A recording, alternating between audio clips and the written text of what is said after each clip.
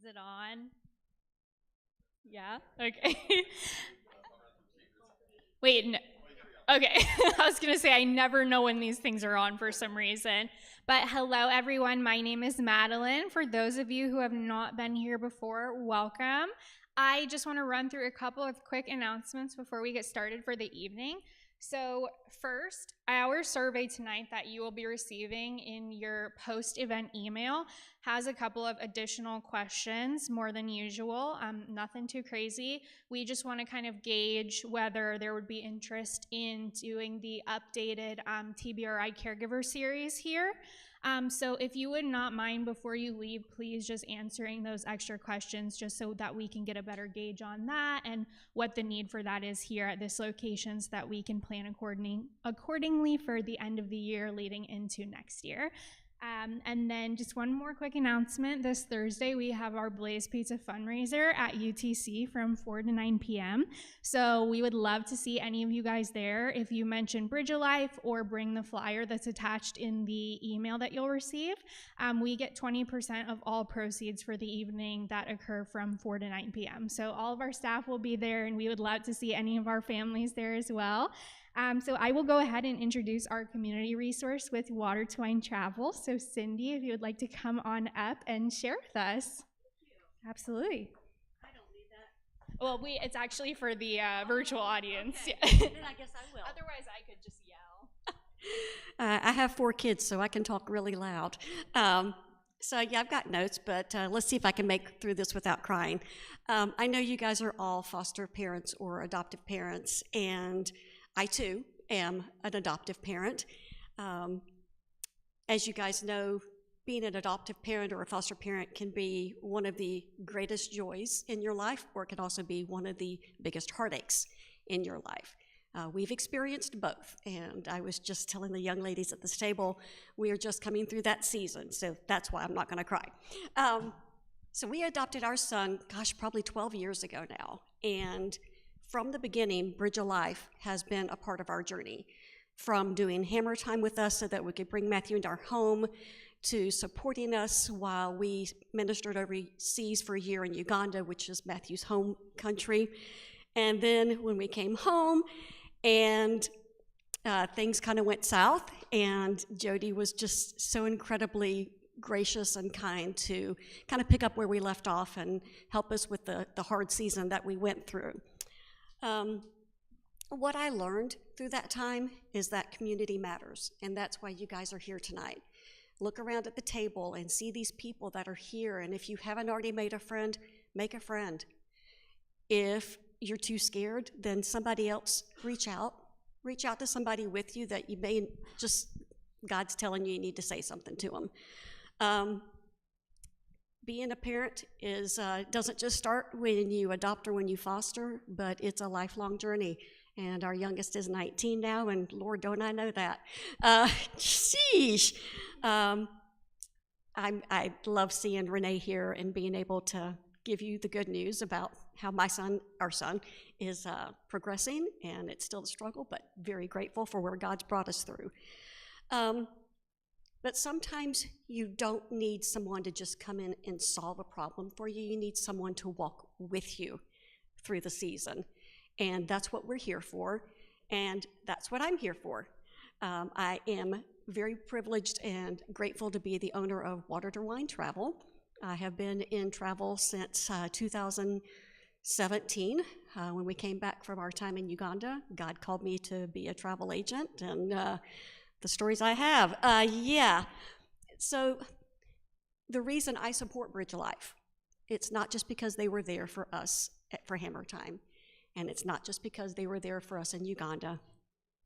It wasn't just because they helped us once. They've been there for us through all of these seasons and all of these years.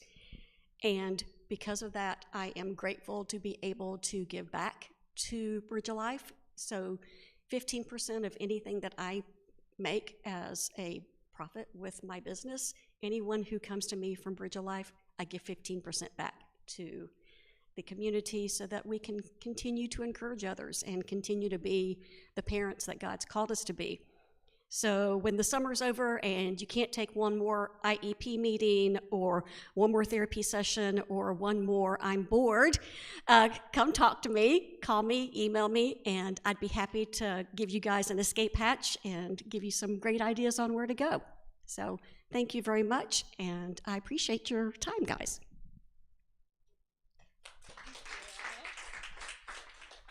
Thank you so much. And all of Cindy's information is also going to be in the email that you guys will receive afterwards tonight. So I'm going to go ahead and introduce our presenter for the evening, Dr. Janet Taylor. So if you would like to come on up and share with us what you're talking about, I'm super excited about this topic. Thank you. Thank you. Thank you, Madeline. And certainly thank you to all of you who showed up on this lovely night. And I don't know who Jody is, but thanks to Jody and in advance. So my name is Janet Taylor. I am a psychiatrist at Centerstone of Florida. It's the old Manatee Glens. By way of background, undergrad med school in Louisville, did a year of internal medicine in Rhode Island, did my psych in New York, worked the longest in New York, worked doing community psychiatry, worked at Rikers, moved here full-time 9 years ago, and have worked at Manatee County Jail, Sarasota County Jail, now run an outpatient clinic and specifically work with individuals who are addicted to opiates and alcohol. So in my practice, certainly, I don't specialize in children, but end up seeing children and young people, and as well as adults. Certainly in our hospital, we have an hospital, and then just in general with what I do, and want to talk to you about trauma-informed parenting for Black and brown children by way.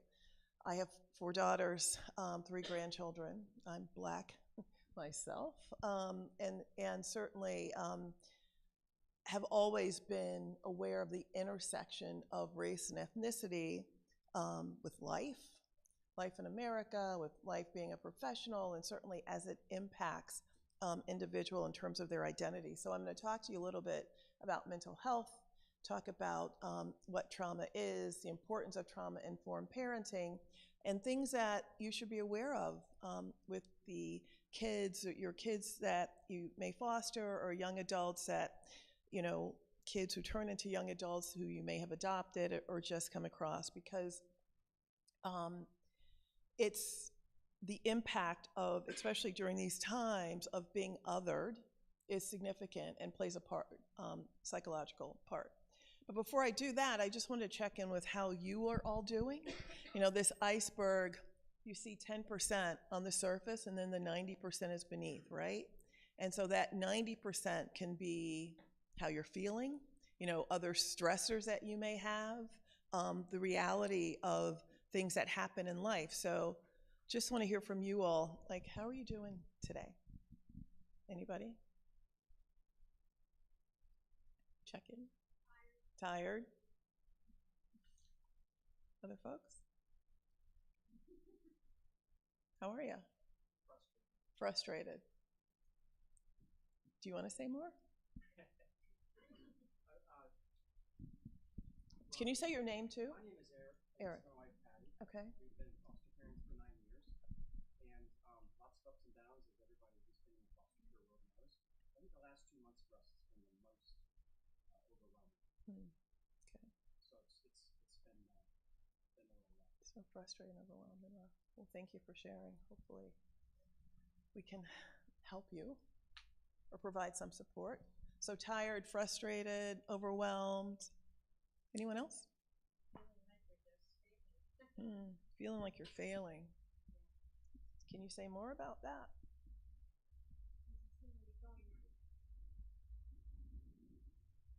Yeah. We're raising our great grandson. Yeah. How old is he? He just turned 9. Yeah, 9's an interesting age. Yeah. Sometimes I feel like I'm not doing the right thing. Well, I'm sure you are, right? But even, and I'll talk about this, but depending on the circumstances in terms of how you got him, like all of that impacts everything, right? And so, what I found as a parent, and also just my experience parenting, it's consistency. It's knowing there may have days you're tired or frustrated, but also when things are good, those moments, like like really consciously thinking about what's happening. 70% of our conscious thoughts are negative, 70. So we naturally focus in on what's the worst and what the problem is, but it's those little opportunities for a window when things are going right and seeing how you can do that and recognizing it and giving yourself grace, and then also your child. But it's tough. It's tough right now raising kids, fostering kids. There's so many things are competing for their attention, and then again, depending on the situation that they came from, can make it really hard. So hang in there, and thank you for taking care of your grandson. Anybody else? Can everybody what's your name, ma'am? Cindy. Can everybody else identify with what Cindy's saying? Yeah. So you got lots of support. Hi, Steve. Yeah. Yeah, it's hard. It's difficult. So, it's important to check in with yourself constantly for many reasons, because your own mental health and well-being is one of the biggest factors for your relationship, with your partner, your husband, the kids you have, maybe if you have biological kids too, is to do that unapologetically. Maybe taking Cindy up on her offer to, when you need a break and can have a break, on how to do that, because self-sacrificing also plays a part.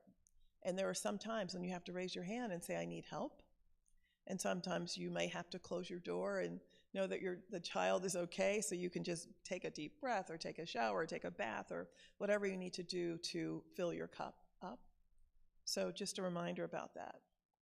Because, mental health, we often talk about mental health, and we talk about mental health, we frequently talk about mental illness, but mental wellness really is the key, right? And there are things that we can do to help prevent it, but just some stats on mental health. Almost 50% of Americans have a diagnosable mental condition, which doesn't necessarily mean it's depression or bipolar or schizoaffective, but maybe an adjustment disorder, grief reaction, or something. So, suffice it to say that we are all going through something. But almost 20% of adults report a mental illness. Suicidal ideation is increasing, not only in adults, but also our younger people. And, the main factor here is that 24% of adults have a mental illness and no access to treatment. And unfortunately, that access to treatment is not getting any easier. And for young people, it's even worse, where 60%, 1 in 3, go without treatment. And, our young people have things like depression, certainly substance abuse, the main thing is that they go without treatment. At Centerstone, if you have insurance, don't have insurance, we will see you. We have our own pharmacy and we can help, but it's tough to not only access mental health treatment, but certainly to find a therapist. And with telehealth and young people, it makes it even more challenging, where there's just a screen, and if the kids are like, I don't want to do it, they can shut it off or close the screen, and so you miss that face-to-face interaction where you can work with whatever is going on in the room. So mental health is really, especially for young people, we're at a critical point. Whoops. With children and health, 9.4% have attention deficit hyperactivity disorder, 7.1% anxiety, depression, and 7.4% have behavioral issues. So certainly 1 in 6 children have had a diagnosable mental condition. Risk factors for mental health are poverty, trauma, which we'll talk about, and socioeconomic status. And Dr. Nadine Burke-Harris, who wrote a book called The Deepest Well, which is all about childhood trauma, said that childhood adversity changes one's biological systems, primarily the brain, and lasts a lifetime. And that's primarily because of the stress response and what happens. At the same time, I don't think we talk enough about positive mental health. And positive mental health is really your capacity to reach whatever challenges are there, your capacity to understand that, you have a potential and to bounce back, to take life as it is, and then do what you need to do to adapt or to make the best of it, capacity for love, and also resilience and thriving through circumstances, which I'm sure with many of the children you foster or have adopted, resilience is key, and you see that, but also, it can take a toll on their mind. At any point, if you have a question or a comment, blurt it out, raise your hand. The relationship between parents and caregivers and children are especially important. And I'd say really critical, as we're dealing with kids who, are not being fostered by accident. Like usually there is some traumatic event that happened, something they've witnessed or something that happened to them. And know that, for all of us, when we are experiencing trauma, and, one thing about trauma people don't realize is it's not just the fact that the trauma could have happened to you, but even witnessing, which means like what, our kids or what we see on social media, like seeing it over and over, what we hear can be traumatic to the brain. And the key thing about parents and caregivers who have a healthy sense of their mental health is that, we can help our children really mediate, and teenagers mediate what they have been exposed to. So your interactions, your responses, your listening, even when you may be frustrated and angry, depending on how it is, they all take it in, and it all matters. So some positive factors that certainly contribute to a child's healthy psychological functioning are when they can witness a supportive relationship. And for many children, they don't see that. We provide safety. One of the things that our brain is the most concerned about is our own survival and safety. So as you are sitting here listening to me, your brain is assessing unconsciously whether you're safe or need to flee. And that happens 24/7. So when a child has been exposed to something traumatic or a sudden or a loss, that stays with their brain. And a traumatized brain focuses less because the brain is diverted into constantly seeing if they're safe. When a child has had trauma, they're constantly waiting for the next shoe to fall, anticipating what could go wrong, and all that may play out in their ability to have a strong relationship with you. But as parents and caregivers, even when they may be acting out or more withdrawn, to the extent that we can be consistent with them, certainly it helps them be able to adapt to whatever's going on. And certainly, as parents, we support them and show them new ways to engage socially. So this is SAMHSA, the Substance Abuse Department and Mental Health from the government, and it defines trauma as an event, series of events or set of circumstances that have been witnessed by an individual that is physically or psychologically harmful or life-threatening and can have lasting adverse effects on the individual's functioning and mental, physical, social, emotional, or spiritual well-being. No one would deny that definition. But I think what many people don't realize is being adopted, being in the foster care system, being exposed to whatever adverse life experiences your children have had, it's traumatic. And so the most well-being folks can foster someone or adopt someone, but whatever exposure your child or children had, it still can be traumatic. And being Black, brown, trans, othered in this America we're in right now is also traumatic. And that is not because most people are racist or biased, but it's just the way our brain works. And our brain sees something that's other. It says like danger, danger, because it's different. We survive as individuals by having a tribe around us who looks like us, who responds to our needs. And so when people see that, then the brain says, beware, right? And depending on how much trauma your child or even you have been exposed to, then that gap can be larger between being connected emotionally and then saying, I need to stay away because this person may be dangerous. What most people don't realize is the way to really lessen that response of other is just to engage, just to say, how are you? Tell me about your day. Just one thing can help your brain not hold on to that fight or flight and not be so stressed. So when you find yourself in a situation where you're like, I don't know what the heck is going on here, to the extent that you cannot shut off and just say, tell me what's going on, or just be with your child or be with that other person, then you can create a more calming space. And that's really what trauma-informed parenting is. Dr. Nadine Burke-Harris, who wrote The Deepest Well, has done something called the ACE, the Adverse Childhood Experience. It's a list. By show of hands, has anybody heard of that? Yeah, you've all heard of it. Good. That means Madeline's doing her job here, right? Teaching you about that. But what most people don't realize is because when you think about trauma, so often we go back to kids who may be born in poverty, or kids who may be brown or black, or these certain situations. But what the ACE studies show us is that 83% of kids, no matter what their socioeconomic status is, will score at least 1, 2, or 3 on that ACE scale because of things like divorce or being bullied or whatever's happened in their lives. So the key thing is we need to proceed as if every single person we interact with has had trauma, and generally they have. And so what is trauma-informed parenting? Trauma-informed parenting means when you have this child who you've done everything for and do everything for, have created a nice, safe environment, respond to their needs, they still may respond in a way that doesn't want you around, or is the opposite of what you intended, or it feels like they just don't get what you're giving them. And so what do you need to do in those cases? Well, what we know about trauma-informed parenting, or whether it's trauma-informed nursing or any trauma-informed interaction, is starts with the 3 R's. And the one is to regulate our own emotions. So you know how you're on the airplane, they say put your oxygen on first? Like, think about yourself first. If you've had a hard day, you were at your last wit's end, and this child throws the food on the floor or refuses to do their homework, take a breath.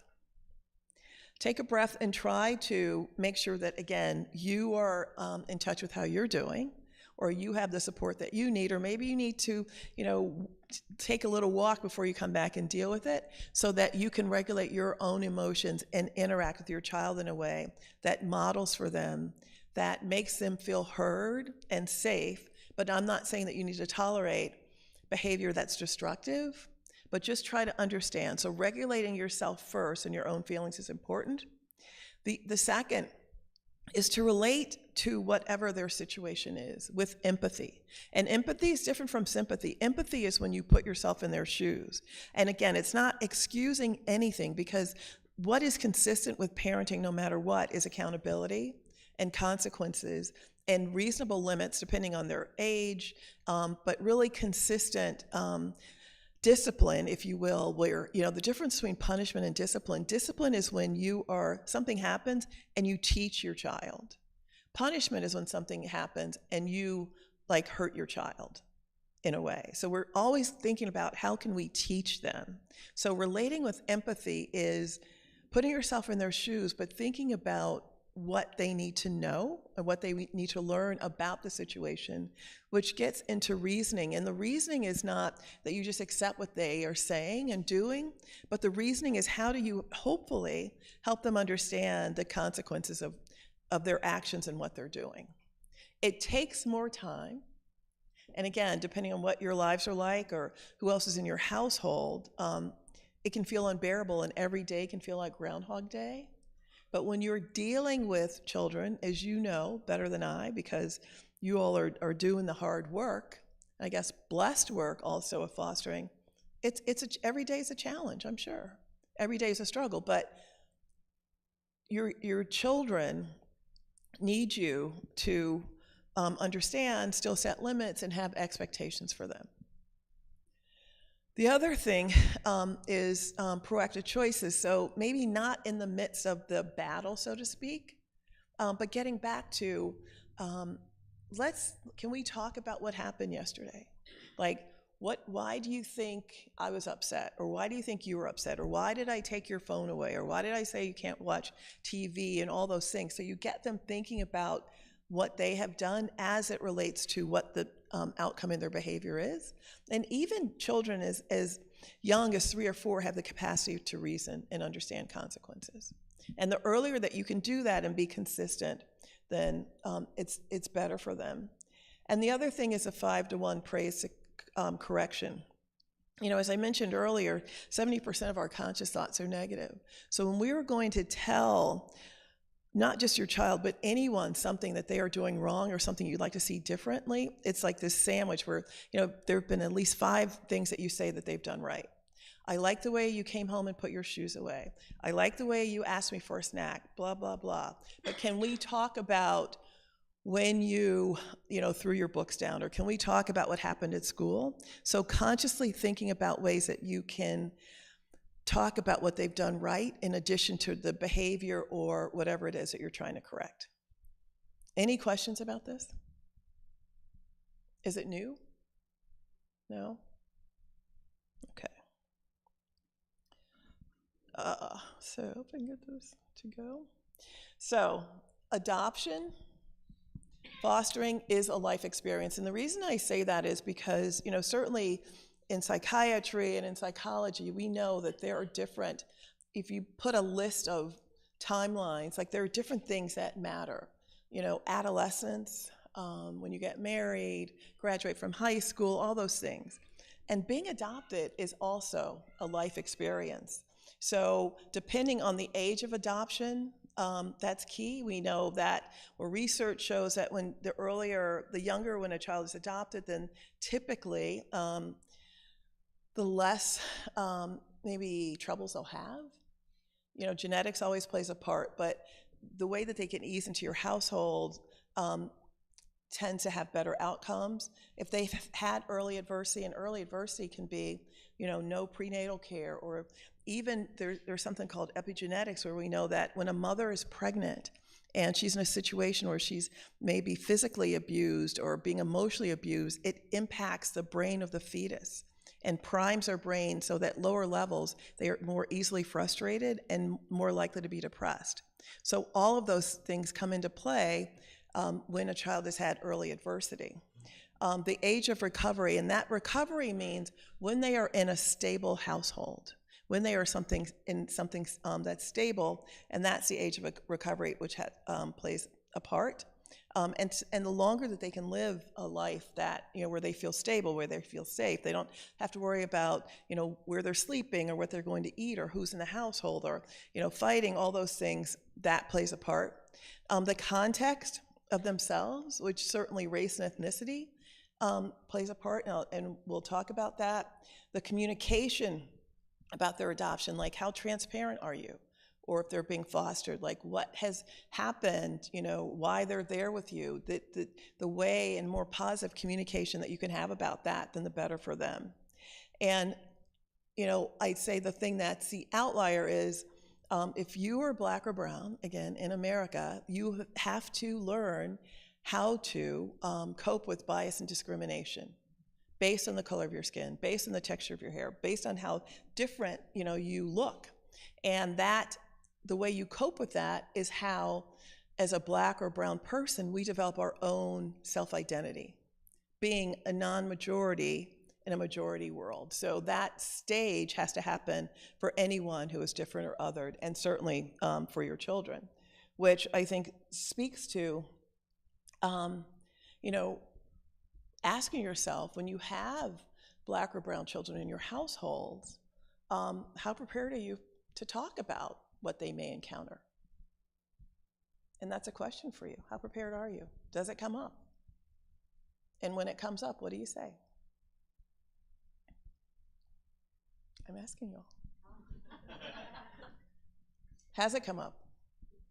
And does anybody want to share an example? Sure. One of my sons, well, two of my sons are Black, and one of them was with a white friend goofing around in Walmart. They were throwing a football back and forth. Mm-hmm. Security ended up calling police. It was a whole ordeal. But they called it on my son and not the other, his best friend. But I went up there to talk to him. They automatically put me with his best friend. And I was like, that's not my son, that is. And they backed off, really quick back down. And that was the first time that it had been that obvious. And even my son, when we got in the car, he's like, he didn't talk to my friend like that. Why was he talking to me? I don't like the way he was talking to me. And I'm like, let's wait till we get home and let me think about how we're gonna address. But yeah, it was.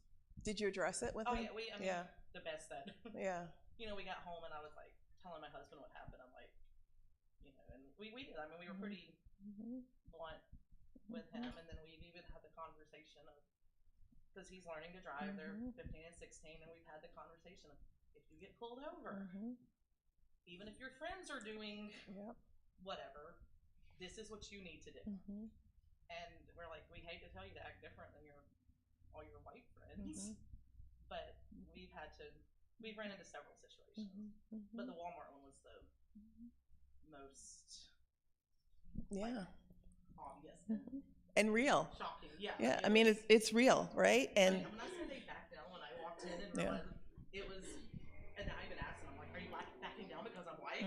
Like, I was hot. yeah, Like, I was no, I don't blame you. not happy, and I kind of caught them off guard. Yeah. Well, and it's important for your son to see you defending him, but also when you mention the conversation about driving, does everyone know what's your name? Mary Kay. Mary Kay, does everyone know what she's talking about? I mean, because the reality is, black and brown people are, especially young, teenagers and young men.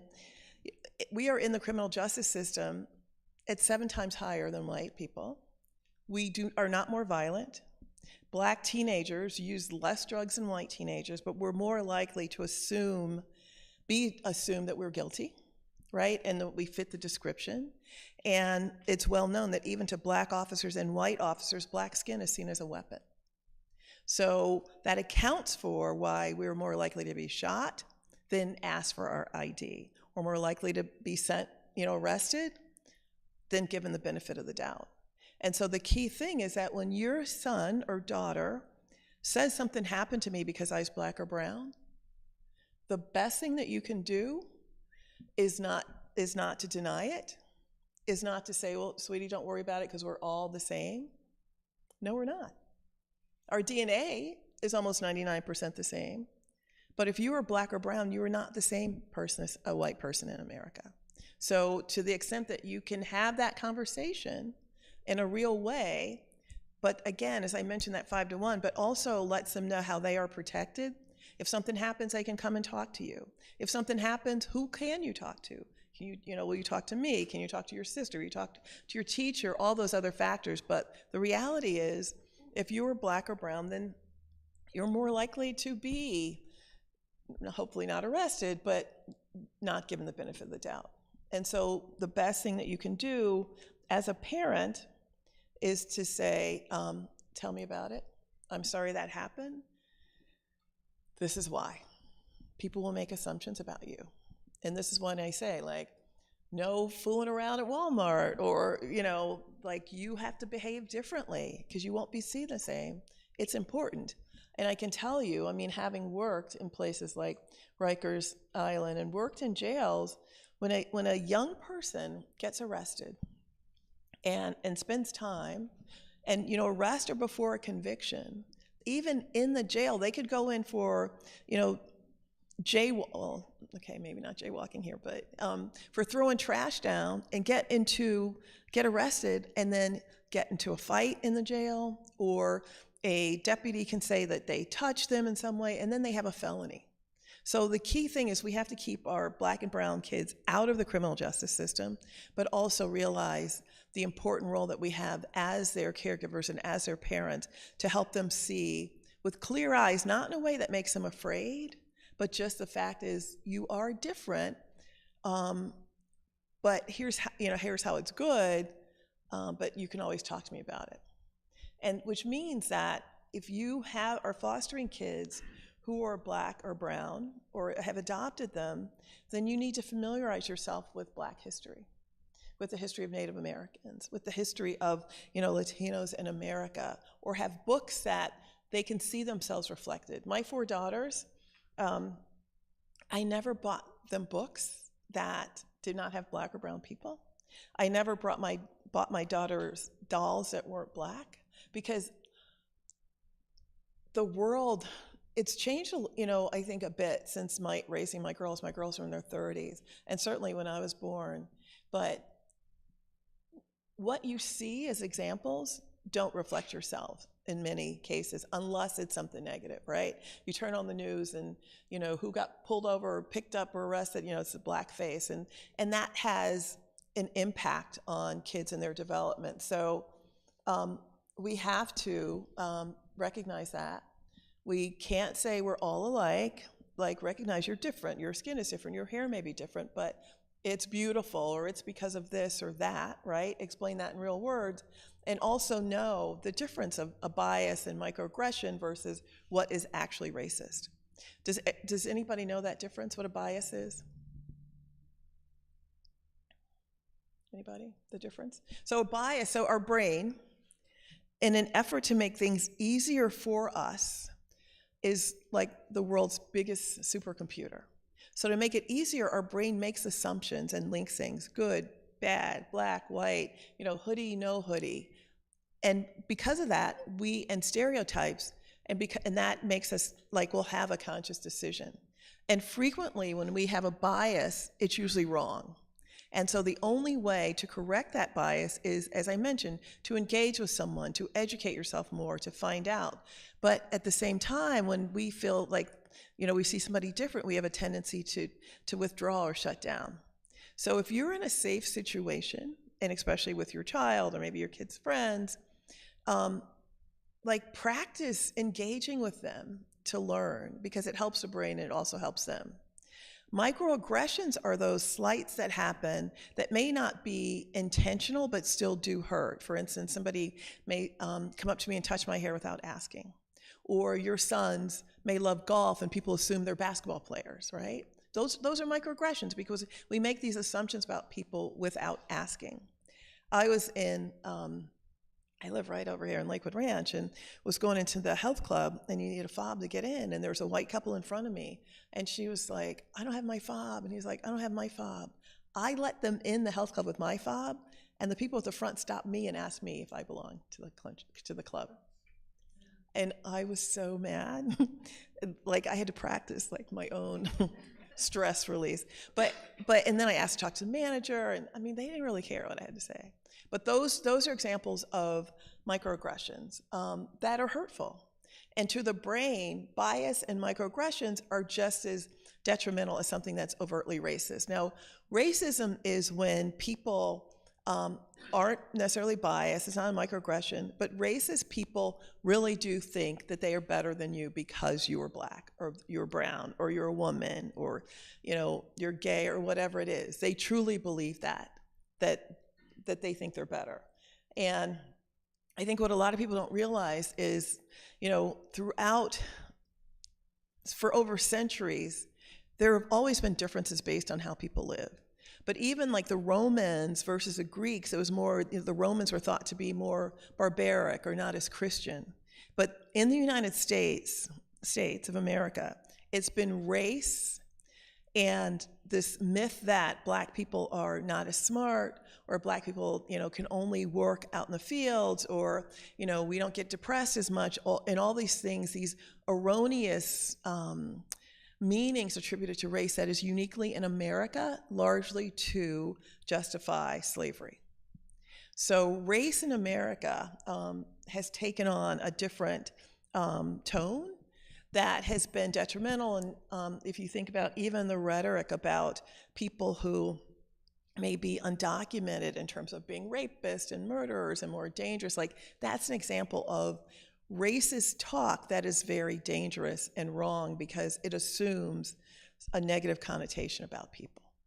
But to the brain, to your children, whether it's bias, whether it's a microaggression, or whether it's racist, it's all the same. It's damaging and an insult to your children.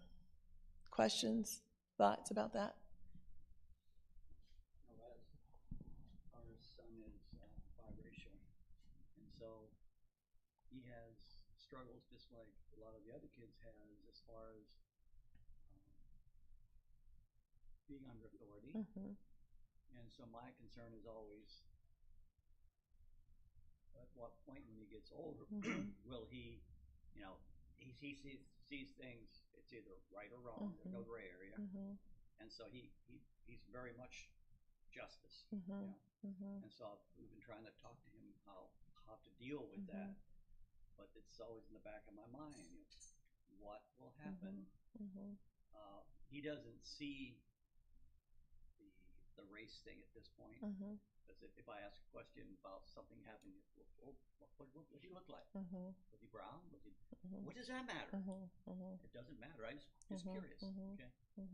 So I'm hoping at some point in the next couple of years he'll be able to do it. He goes to a school that's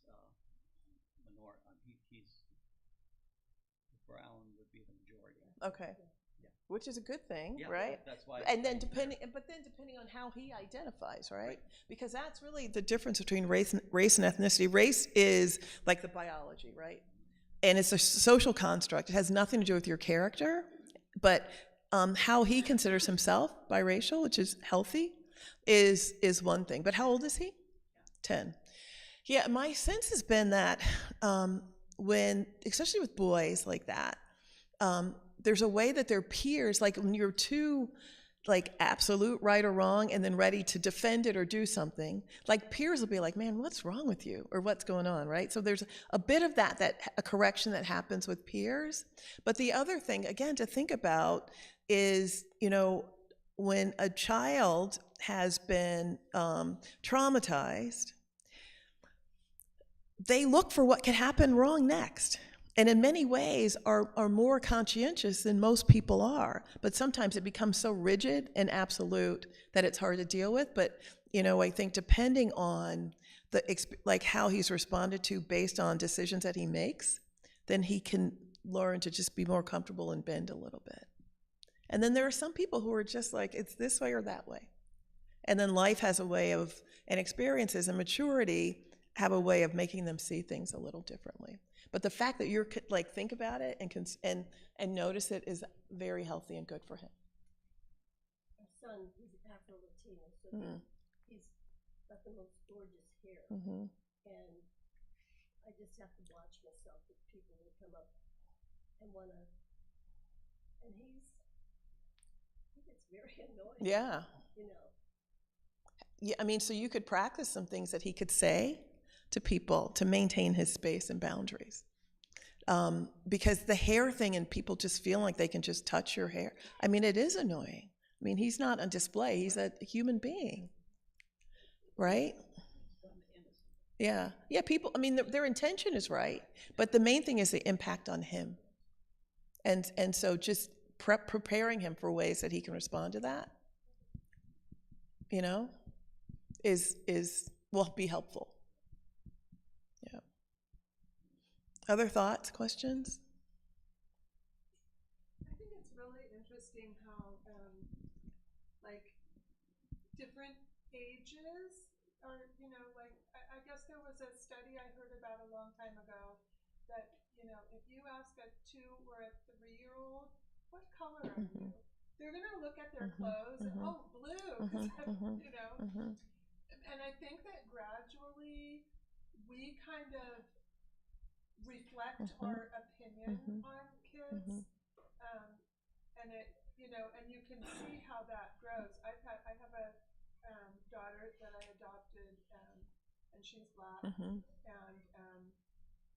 we would be places, and there was a group of kids.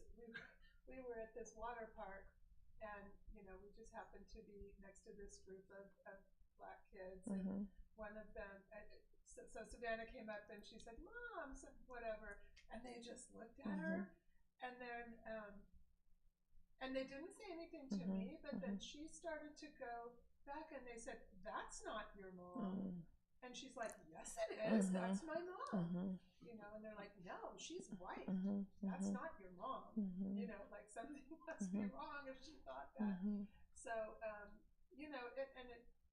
and I've seen people like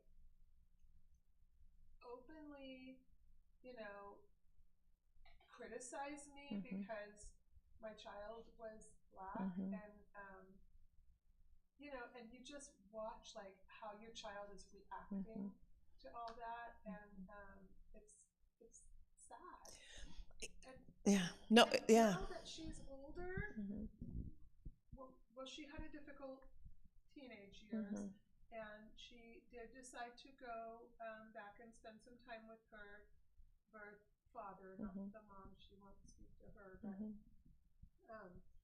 you know, like I've called her on the phone and they're really negative towards me. Oh, you're talking to that white woman again? No. Yeah, Like, it's too oh, bad. Yeah. you don't even talk right because she raised Yeah. you. Yeah. I've heard that Yeah. one. You talk white. Yeah. You know, and I know. I've heard that one. Yeah.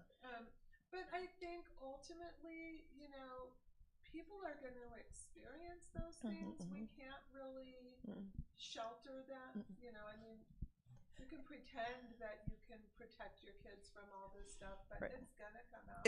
And it's a natural part in how they develop their sense of who they are, right? And so her having to say, yeah, that's my mom, right, will help her. Your son's having to go through that. I mean, you'd think, why doesn't people have to go through negative to develop who they are? But it makes you go through this identification so you can have a unified sense of who you are. Yes, I'm different, but I'm good. Like, I'm okay because I have a mom who loves me. I have, you know, a birth father I can go see to, but ultimately, like how we develop as individuals is really a cumulative effect of all of our different life experiences. And if you are not in the majority here, I guarantee you will go through some of those things until you develop a stable sense of who you are. And so that's why it's so important to address it, right? The fact that, and as hurtful as it may be, that they were like, why are you talking to this white woman, right? Like, and there's some painful parts of having to acknowledge that. My 4 daughters are all, my youngest is my color, my other ones are like lighter. And so there have been times when people don't assume that my daughter's older sisters are her actual siblings. And they'll be like, you guys come here and your friend can come too, right? And so, yeah.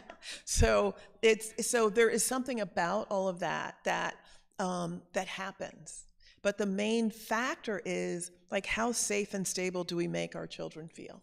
To be able to come to us and to talk to us and say things, and how do we address when people, you know, do things that are annoying or disrespectful? When I lived in New York, I raised my girls in Westchester County, predominantly Jewish community. I worked in Harlem. I did not want my girls to be afraid of being around black people. So I'd send them to play basketball in the Bronx and places they could be around other kids who looked like them. And so that they didn't have this internalized negative sense of themselves based on how they are reflected in the world. And so it's constant, and it's ongoing. But the main thing is we have to address it, we have to be aware of it, we have to expose our children to positive role models, and then when, you know, no matter what we've done for them, and they still do things that make us frustrated and angry, right? Keep us up late at night, you know, maybe even have to intervene with therapy or treatment, you know, at the core of it, they know that we love them and we want them to love themselves.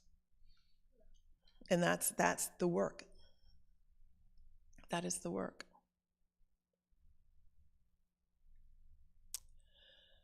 Any other thoughts, questions, comments? Yes. I feel like sorry, I didn't mean to interrupt you. Would you mind just speaking into the mic so that our online audience can hear the dialogue? Never mind, now it's your turn. Mind repeating your question before you answer? You were just like, Sorry. do you want it? Ask your question or make your comment? Do it. Now my thought just went from my head. Okay, kind of the opposite of what they experience with their child, not really noticing. Like, mine are so hyper aware of their color and see everything as racism. While also, like, making comments themselves that are like, I'm not gonna listen to that person if they are white. You know, I'll only listen to them if they are brown or black. So the comment was, when your kids are hyper focused on their color, right, and racism, and back to the authority, like who they're really going to listen to. I think too much of extreme is not good for anybody, and everything that happens is not racist. And so if you go back to that tip about like when you look back, like, and you link things that have happened, like, so you can take, okay, so this happened to you, right? you got sent to the principal's office. Let's talk about why that happened, right? What, like, can we talk, like, what do you think you did that made that happen? Or if somebody said, don't do that, or you were reprimanded, well, let's talk about like why that is. And so it's a very, I think, conscious effort, because again, everything is not racist. And the way that we change our behavior is to be able to link, our thoughts and our actions to what we do and have some accountability for it. And the fact is, if you're only going to listen to people who are black and brown, you're not going to go very far. I mean, oh really? How many black teachers do you have? How many black principals do you have? So you're not going to listen to anybody? No. And as parents, caregivers, we are the authority. And kids need it. No matter how much they push back, our children need us to tell them, no, don't cross that line. No, you can't do this. And to say no to them in a way, again, differing from that discipline versus punishment, but in a way to help them learn limits. And that's the difference between empathy and sympathy. Like, no matter what your children have gone through before they came into your household, they still have to adhere to the rules of your house. They still have to listen. They still need to do what happens, or they have consequences. We can't feel sorry for our kids. We can't. The resilience piece is key, right? All of us have a light that we have, that we're a spark that we're born with. And unfortunately, it gets covered with layers of trauma or people being mean or doing all those things, but it's still there. And I've worked in many places, worked with a lot of people, criminal justice involved. Even people psychotic know right from wrong. So our kids need to follow the rules of our household. And in some cases, I think it's helpful for them to be involved with the rules that are there. So when they mess up, you can say, well, you agreed to this. So what, and even with the consequences, so what needs to happen? But we can't make it, with your kids, you could say, if we didn't have traffic lights and people could just drive however they want, what do you think would happen? So if you don't listen to people who have your best interest at heart, what's going to happen? And you can make up some what if things to help them understand that there's nothing that we do without rules. We don't survive without rules. And so the key is not so much who is enforcing the rules, but you understanding how you're going to respond to them, or end up someplace where you have absolutely no say-so at all. So they need limits, and they need the discipline. They need, positive discipline, and for us to show them. So some tips for you as parents, are to listen. Not just when you're saying, how's it going and what you're doing, but you're driving them maybe to an activity and you listen to the conversation in the back, which tells you a lot. You listen to how they describe things that have happened. You listen to how they describe themselves. Do they start with, I'm adopted, or I'm this, or all of those things? Listen for all of those, because that can educate you. And then also, listen with an ear on what you're not saying to them about how your own life was. We all get to a place because, we've had there's no one who does anything on a straight line. What have our struggles been? It may not be as tough as what they had, but, maybe you failed a test, or maybe you didn't get along with your mom or your sister. Them hearing of those stories too is important. If they report that something has happened to them, or they've been treated a certain way and they're bullied, take them seriously. Make these schools accountable. Talk to parents, teach them about what they can do. And so much bullying happens now on social media and on phones that you will never know unless you ask them. And if you have kids under a certain age, you should have access to every single digital thing they have, even though I know they know how to outsmart us and do all these other things. But there is so much happening online. And I would say never, ever let your child have a cell phone in their room when they go to sleep at night, because our kids are staying awake and they're on it and they have access to all these things and they are sleep deprived. So, one thing you can do is just have a basket in your kitchen or with you that they're home and safe. What do they need their phones for, really? So monitor what's happening on their cell phones, because a lot of bullying happens. Find ways to build ethnic pride and heritage. Take them to Newtown, or take them somewhere where they can see people who look like them. There are a lot of events happening but that really to understand and build a sense and encourage him to read history books. I was thinking about your son. I do a lot of work at the National Civil Rights Museum in Memphis. And like when you think about Martin Luther King or Gandhi and this, nonviolence and even like the people who sat at the counters during the civil rights, for segregation, what they withstood and like didn't fight back and just did it to make a point about people being treated equally. Like those are great examples, or even encourage him to find his own of somebody who motivates him.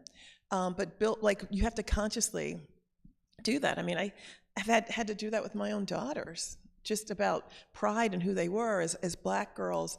I was lucky because I lived in Vancouver, Canada for 6 years, which is not only good for me, but good for them, because it made me realize how under the gun I felt in the United States, like to walk into a store and not be followed, to go to something and people don't say, oh, how'd you get this tickets? Who do you know? Just to see you for who you are is something that we take for granted. So how do you encourage your kids to do that? Talk to them about bias and microaggressions, not in a way that they feel paranoid, but like, this is why people may assume this about you. And if anything happens, you come and talk to me. People make assumptions because you're tall and Black or tall and brown or, the way, your color of your skin, but that does not determine who you are inside. And so, but talking about those things that happen and how it can make them feel so that we really center them in their character and integrity. And, your kids who are being fostered, again, for a reason, have gone through a lot and they're still here. So what are their strengths that they have? Like, understanding that and reminding them just of how powerful they are, even when they may be driving you up a wall. Like their ability to not say yes, and their ability to push back will help them in some way, hopefully in the future, right? But right now, like, we need them to listen. Now, it will, especially for girls. I think girls need that, like, don't touch me. Like, they need a little bit of toughness in this world, but like, how can you help them develop it in a way that they see the leadership capacity, but also when they need to listen to you? It's a constant effort to develop positive self-esteem, no matter who you are, in our kids today, because again, with social media, our kids have more anxiety than they ever had, but are also comparing themselves to something that's unrealistic. So how can we help them with that? And one way, certainly, are having examples where people look like them, books they can read or movies that they could see that are positive. Cannot underscore enough accountability. There's no way you can survive without being accountability for what happens. And the older you get, people aren't going to tolerate bad behavior. They're just not going to do it. Helping them and noticing, acknowledging them when they show empathy for other people. And the other thing I've noticed, because most of my practice, most of my years have been working with people who have had unimaginable trauma. They can be some of the most empathic, sensitive people that you can ever want to be around. So how do you build on that in a way that doesn't feel like weakness, but like it's a gift to be able to see people and treat people in a good way? We want to support their emotional resilience, and in some cases, some kids may need to go and see a therapist or a doctor or, a social worker to work on whatever gaps they may have or feeling a certain way because of, what's happened to them through their lives. And that's important to acknowledge that as well. And not, no matter what your own thought is about, psychiatrists or mental health, but understanding that, there are kids who need it. And then we always want to lead by example in our households, how we interact with them, and then certainly acknowledge that in positive ways. So, I think if you reflect, raising a Black or brown child is the same as raising what we want to do with healthy kids, no matter what, but also understanding that if they are Black or brown or othered, we have to acknowledge that. And again, not to say we're all alike, but like, yes, you are different, but you're also special. And let's read about where you're from, or let's read about, or ask them, like, how do you see yourself? Blue? Great, Let's focus on those things, but really talk about how important it is in terms of the kind of person that they are. And as importantly, too, is that they can always talk to us. Or if they can't talk to us, who can they talk to, which is important. This last is just how we started in terms of check-in. and just reminding yourselves about how to take care of yourselves. And self-care is really critical. Our brain is not meant to be on 24/7. And whether it's, your cell phones or just all these demands, like many of us are going so much, we don't even know what it's like to stop. But our brain and bodies need to recover, which means it's important that you get a good night's sleep. It's important that you work out. Our brain is 3% of our body weight, utilizes 25% of our blood glucose and oxygen. So whatever you put into your mouth, the first recipient in your body is your brain. And when we work out, we're getting good blood flow to our brain. It's to help us think and to help us process and make good decisions.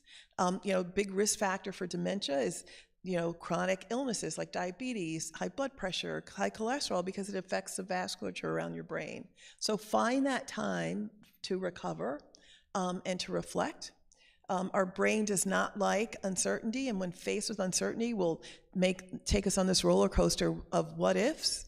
And in fact, our brain likes evidence. So no matter how difficult it is, like look at the bill that came or look at your child's grades or face it, because our brain does better when we know something's real and can deal with it versus wondering all those things. So, ask the question, speak up, find out what's real. Self-care is not just necessarily going to the spa. It's great, but self-care is when you yourself make your checkups, once a year for your physicals, or get a colonoscopy, or get a mammogram, or do those things that you need to do for yourself. One of my favorite sayings is no is a complete sentence. Like there are times that you have to say no to people and no to things so that you can do things for yourself, which is not selfish, but if you don't take care of yourselves, who will? Establish what's under your control. So, only 10% of our happiness happens outside of us. So our perspective, how we look at things, even when things are very difficult, is key. You can find joy in the midst of suffering. And how do you recognize that? How do you pay attention to gratitude? A sense of purpose has a bigger impact on how long and how well you live than happiness. So having the time to reflect on that self-knowledge and self-awareness is so key. And then lastly, what you're doing here with togetherness and connection. I mean, where else could you go? And you have other foster parents and adoptive parents who know exactly how you feel. So maintain that and support. Build a bridge. I was going to say build a life. Bridge a life. Still wrong. Bridge a life.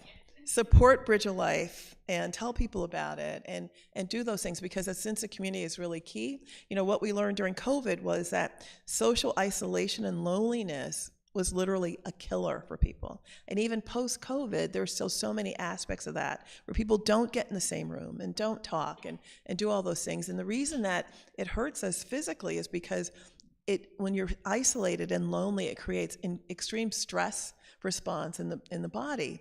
And that stress, that fight or flight, and people have it chronically, like it never turns off, leads to things like high blood pressure and diabetes, heart attacks, cardiovascular disease, illnesses, because our immune system shuts off. So it's really real.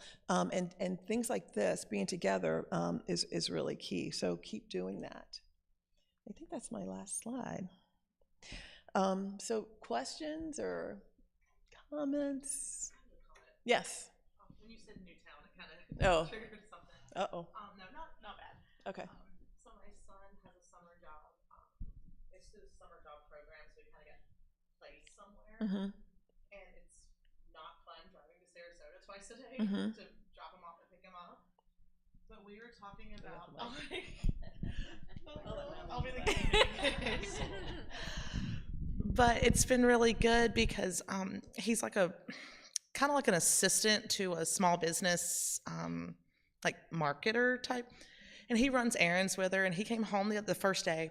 He's like, Mom, I didn't know Sarasota had the hood. Because I was like, he's only ever seen like good Sarasota, you know, like the nice Sarasota. And I was like, oh yeah. And so I was like, where all did y'all go?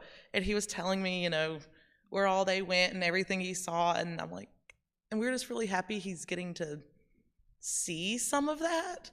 I don't know, it's just been interesting hearing his perspective about seeing different parts of Sarasota that he's never really had a reason to go to. And he's a 15-year-old boy, so it's completely different than how I see it. So I don't know, it's been interesting, like kind of letting him see some of the other parts, not the like Lakewood Ranch. And as important as it is for him to see it, yeah, it's important for him to come back and say that to you, and then you can reflect about it. So I've had a house here for like 20 years, and I was living in New York, and it only seemed like Lakewood Ranch. And when I was interviewing for jobs, and I went to Bradenton, and I turned the corner, and like people, literally like crack addicts, and people, I was like, these are my folks, these are my people. So I understand what he's saying, but it's important because even the hood. No, seriously, but it is. But even the hood, I mean, there are parts of Palmetto and right where people need a lot, right? But even the hood, he will find good people who care about him. And that's for me, when I lived in Westchester, I don't know if anybody's from New York, but Westchester is like 20 miles north of New York City. And when I worked at Harlem, which is, then predominantly brown, black, it's changed, it's gentrified, it's changed. Like, I would take the train and like, I'd be happy going on the train back. But the more I'd go into Harlem, and people would go like, Doc, like, you don't know me, you don't live here, you don't know my life. I saw you like driving to school or driving to work, taking the train. I'd say, well, tell me about your life, right? But the more I was around and walked around, like, I would have a better chance of somebody saying hello and have a nice day in Harlem than I did in my community, where people like literally shut the door in your face. And so you see that there are good everywhere. There are people who may be not so good everywhere, but you realize like who you need to be around. And that's why I think it's really important that, with control, that we expose our kids to other parts, and not just black and brown kids. Like when white kids come to like Newtown or white kids come to Harlem, it helps them too, because then you find the commonalities about, whether it's over a basketball game or baseball or these things that you have in common that again can help your brain like relax around people who are different, which is really what the goal is. Like, it's about humanity. So how do we connect with people that we share the same purpose, we share the same values, and not so afraid of them that we stay away? Because it's that fear that makes things a lot worse, and certainly can be, as traumatic. Yes.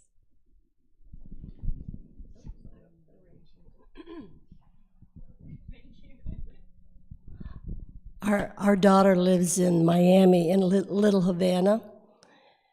And every time you say Little Havana, people are like, oh, aren't you worried? She feels, and I do too, she is safer there than she would be in most parts. She has neighbors.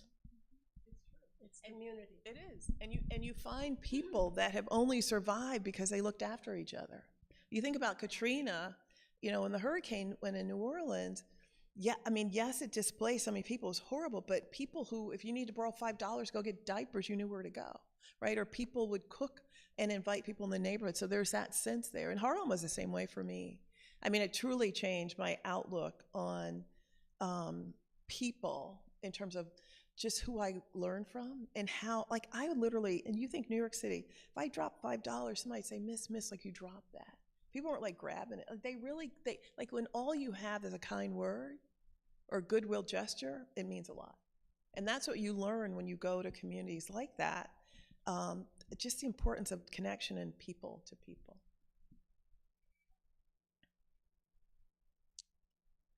All right. Okay. Then you need to. Then you need the mic. So I just kind of wanted to circle back to kind of the whole like instilling boundaries and autonomy type thing. For example, the hair issue. I know that's a big one. And I know that maybe the intent behind it is not harmful. However, as a white person, if someone comes up and puts their hand on me and I don't want it, I'm going to immediately be like, don't touch me, stop. And I think that a lot of times with Black children, especially girls, there can be a connotation of them being aggressive. And so what I would say versus what they would say, although it's the same thing, it might be taken much more aggressively if a Black girl were to say it.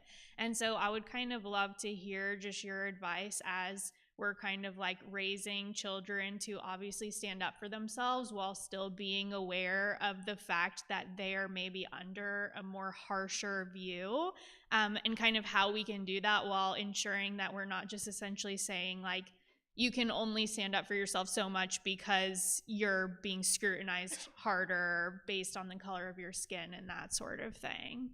It's a great question. I mean, we know that like when black girls especially get disciplined at the harshest rates, right? And especially in elementary school. But there is something about practicing it.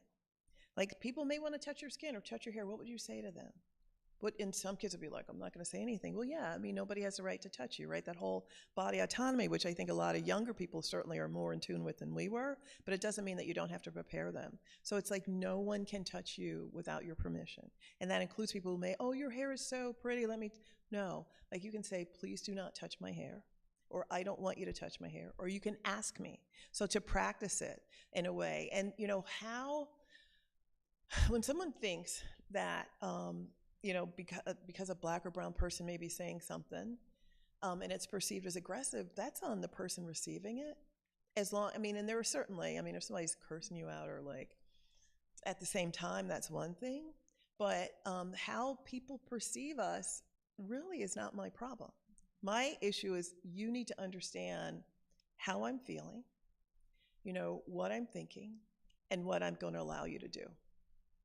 And again, that's by example, which means as parents sometimes, do you mind if I touch your hair, right? Or I'm going to do this right now, like explaining to them. But it is practice. And I think that's where the listening too, because often things will happen at school and our kids don't tell us. But when they do, then we certainly have to do something about it. But there is, there's just a lot of discrepancies and unfair things that happen to our kids in school because they are black or brown, and they feel it and don't necessarily know how to tell us. I'll give you an example. I'm on the Sarasota Community Foundation board, and we had a meeting this week, and one of my board members said to me, "What's worse, being a woman or being black?" And I said, neither. I'm black and I'm a woman. I'm proud to be a black. And this woman, like a professional, and so there's a lot of education that needs to happen, right? And I could say to her, neither, I'm proud, because I'm, 60 plus years old. A 15 or 16-year-old can't do that. And so then they're left feeling something's wrong with them. So, I think we have to sometimes say, is there anything that happened to you that made you feel uncomfortable at school? Is there anything that happened at practice that made you feel uncomfortable? Is there anything I said to you that made you feel uncomfortable? Like, you can talk to me. So it really is about, I think, practicing those conversations and inviting them, because I guarantee they happen. And then our kids, they don't tell us. Or feel like, and sometimes our kids, depending on how old they are, they feel like if they tell us, it's going to hurt us. Because they want to protect us. But what we want them to do is talk about it. But then also understand everything that happens is not racist. But there are a lot of unfair things that happen, but it's not all because you're brown or you're black or biracial, or it's not it.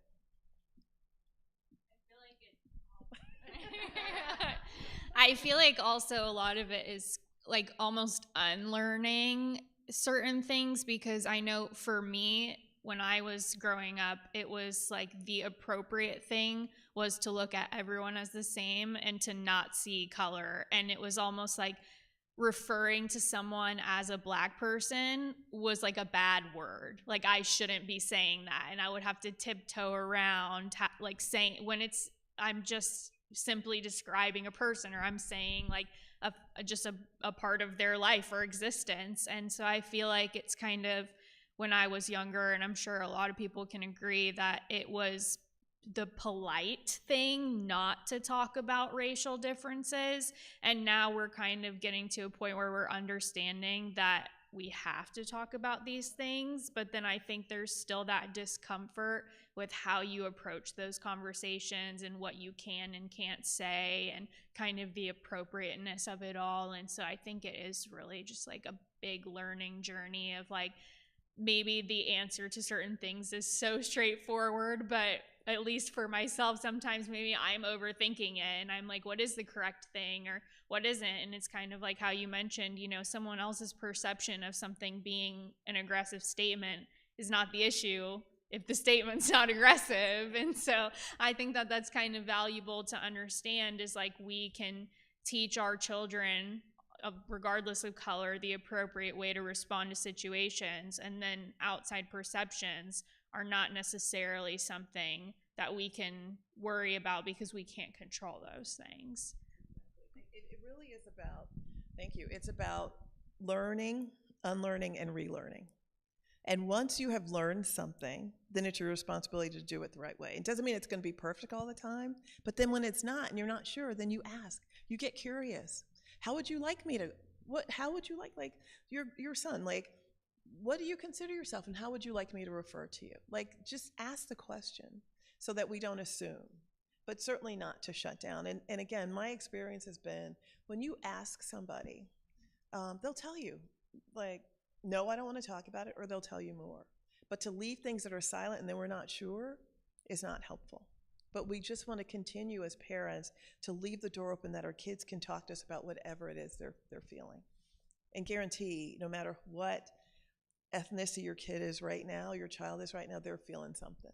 Because they have a lot of pressure, a lot that they feel like they have to resolve themselves.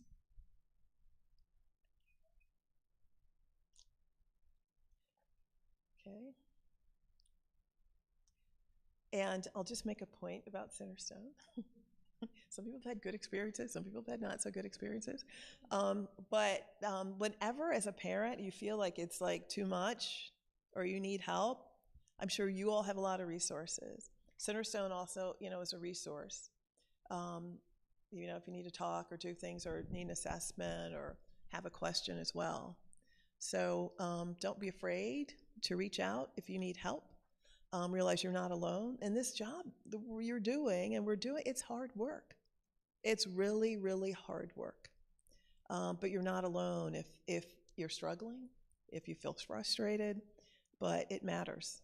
How your impact on these little ones or big ones is key. I mean, it can change the trajectory of their lives until their brain catches up. The adolescent brain continues to develop until it's 25. So bad news. But it does. It does. you got a ways there, but it does. And at some point, hopefully we all get it and understand, like, the circumstances we're born into, the circumstances we have, and no matter what, we have to make the most of it. No matter what has happened to you, you still have to do the right thing. All right. So thank you for what you're doing, and thanks for being here.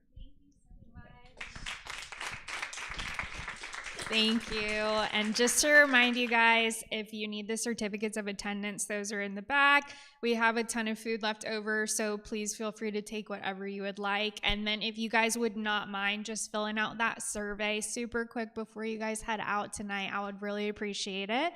And feel free to just hang out until 8 o'clock, and it's time to go pick up the kiddos, because it sounds like they're having a ton of fun based on all the noises I've been hearing out there. So thank you guys.